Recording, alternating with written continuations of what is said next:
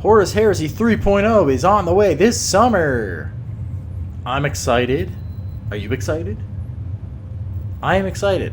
Cautiously optimistic is the word, I believe. I'm hoping they don't change too much in the wrong way. I know a lot of other Horus Heresy players are thinking the same. We don't want it to go too much like 40k, especially as it is now. We like our armor value on our vehicles. We like our blast templates. So Games Workshop did that big release, and I actually had like 6 or 7 videos recorded talking about all the things I'd like to see happen with Horus Heresy. And then that announcement came out with all that stuff.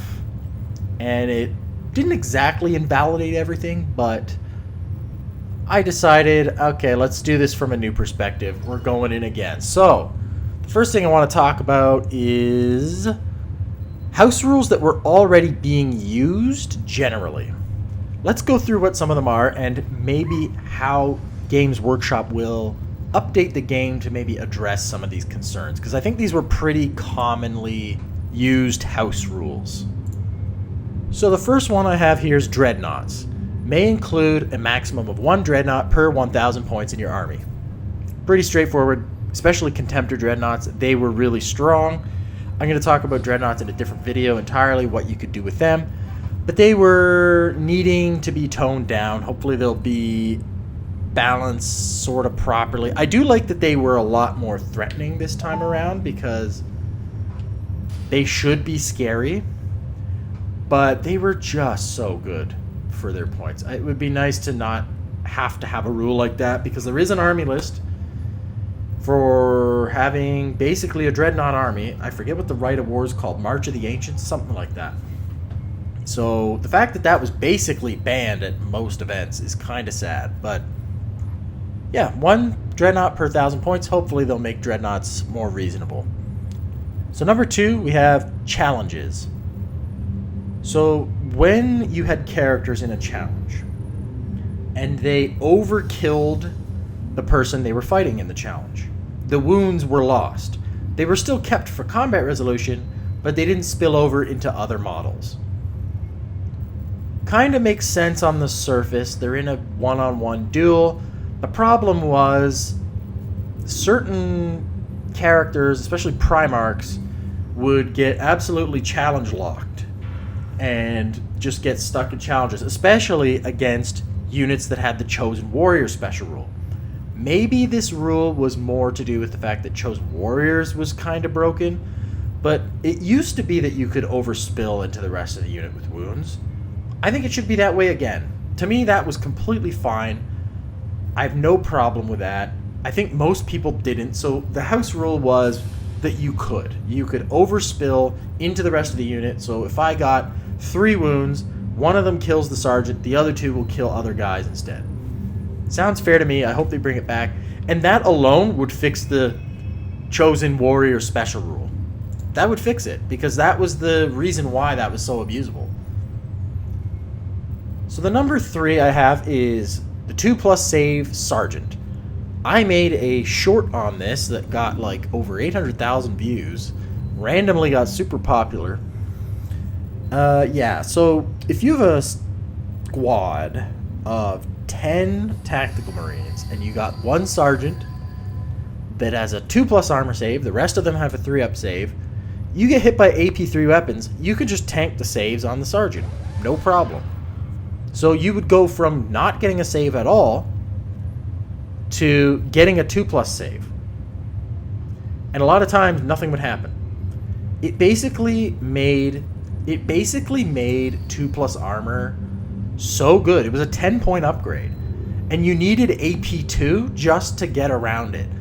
AP2 is the name of the game in Horus Heresy 2.0. You just need it. There's Terminators everywhere. There's Legion-specific elite units everywhere that all have 2-up armor. There's command squads. And you want to be able to blow up vehicles, so you need AP2. It's all about AP2. And then even with AP3, the sergeant would have a 2-up save, so even then you still need AP2. So 2-up armor was just so rampant, and it made it no sense you could have a volley of AP3 bullets going at a squad, and somehow every single one pings off just the sergeant. I mean, that's a pretty cool sergeant, like, that he did that. But every time this came up in the game, I mean, I even heard people call it, like, they were getting their dice ready, and they're like, all right, I'm going to scumbag this roll, taking them all on the sergeant. 1, 2, 3, 4. And then, oh, nobody's dead. Like, we literally called it scumbagging it. Because at the end of the day, it just never felt good for anybody, but you also felt like you had to do it because everyone else was doing it.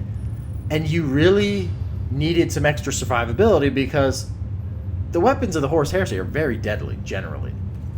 So, yeah, it's a weird rule, and a lot of people have been doing the house rule of using the initiative value of the sergeant, and that's how many saves you can take before you have to move it on to a different model. So it kind of gave you the best of both worlds. You still get to use your 2-up save to an advantage, but just not too much of an advantage, which was cool. I don't think they're going to address it like that in this next edition. I don't think it's likely.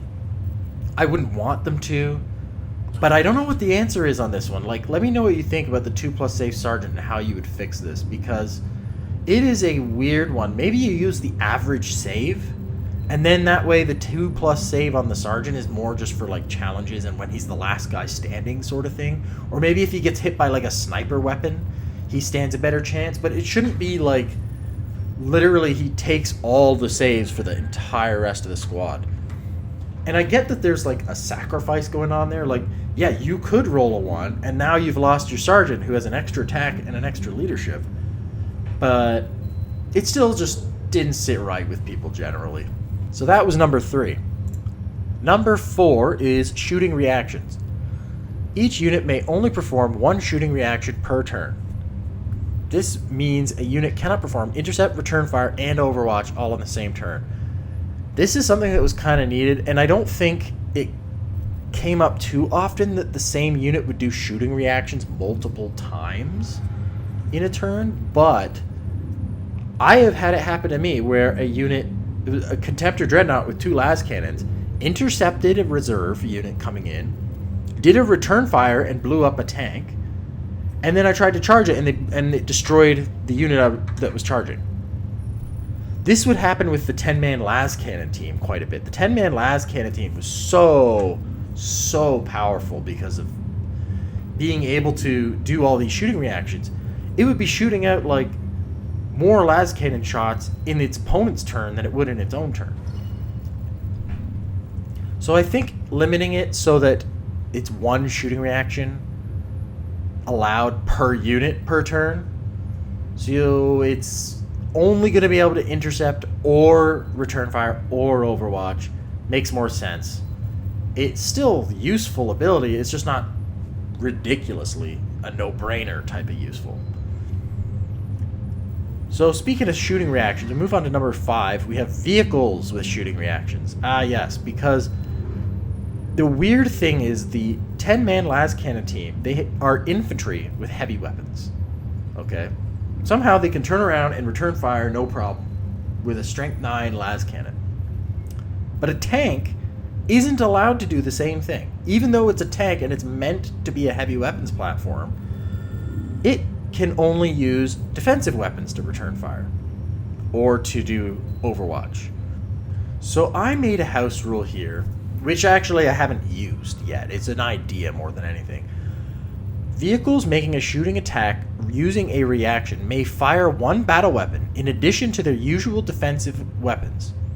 So that's essentially the same as the Decurion Locus, which came out in the Siege of Chthonian book. It was an upgrade you could add to specific tanks, not all of them, but specific ones, that allowed you to fire 1 battle weapon as a return fire, essentially. So, if you were to have this house rule, what would you do with actual Decurion upgrades? Well, I wrote that in as, it's basically a free extra reaction. It still doesn't let you use more than 3 reactions per phase, but it's an extra free reaction. It still can't be on the same unit either. 1 unit, 1 reaction. That's basically the idea, just to let them use a battle weapon. And the thing with vehicles doing firing reactions is they still have weapon facings. So, like, what if you get hit from the side and the gun is front mounted. You can't even return fire. Like, they're already limited in their facings. So what is the big deal in letting them use their battle weapon? Now, I know they have some really powerful battle weapons.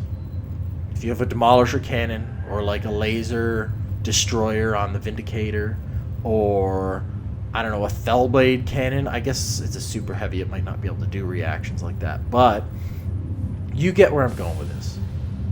So, I don't know, maybe the answer isn't even to do that. Maybe it's we should apply battle weapon and defensive weapon to all units, not just vehicles. And that way the 10-man las cannon team can't even return fire. But if you had like a heavy bolter team, they could return fire because they're defensive weapons. Or Volkite, possibly. I think strength 6 for the heavy weapons support squad. So I don't know. You could go a couple different directions with shooting reactions, but that's my addressing of shooting reactions. Number 6, this is also one that I created. Haven't used it yet. It's about fortifications / buildings. Buildings are such a liability to put troops in. The building damage table is just so punishing. So I wrote a rule, which maybe is kind of ridiculous. All fortifications ignore building damage table results, except for any outcome that would completely destroy the building. Ordnance and destroyer weapons gain a +1 to their damage table roll, in addition to any other applicable bonuses. That way you could have something like a Vindicator with a demolisher cannon. Even though it's strength 12, AP 3, it's an ordnance weapon, and it would get a +1 roll on the damage table, so on a 6, it could blow up the building. Demolisher cannons in the lore were supposed to be bunker busters, so I feel like that's kind of appropriate. I feel like ordnance weapons should go back to doing +1 on the damage table or something like that. But yeah, that was something I put in. Never actually ended up using it at all, but that was an idea. Another one that comes up, which isn't actually on my list because we already didn't do it, is the grav weapons. They leave behind a template of difficult terrain. Nobody ever bothers to track it. I've done it where I put a dice down as a marker because I need my blast marker sometimes, and I can't just leave it sitting on a table. Plus, it looks terrible having a green circle sitting on the table. I'd rather just either not use it or maybe make it so that the unit was hit by the grav weapon just has to -2 from its movement next turn. Like, there's different ways to approach it, but hardly anyone's leaving those blast markers on the table. I had a land speeder squadron that I use with double grav weapon. So imagine 4 land speeders, each dropping 2 small blast templates of grav. Imagine tracking that. There's just like templates, like 8 templates all over the place. I don't have that many templates. I don't carry that many templates with me to games. So I just didn't even bother tracking it. What's the point? But it does affect the game. I almost would say just don't even have that rule. Anything that has to require you to leave templates laying around like that, I just don't even think should be in the game, personally. I don't think anyone ever does it. So yeah. Those are some house rules that I've been playing with and not playing with, but been thinking about. Maybe we'll see some changes in the new edition that will address these concerns. We'll probably be talking about dreadnoughts in the next one because that's a whole other thing. But thank you for listening, and please let me know what you think about this. And are you excited for the new edition of Horus Heresy?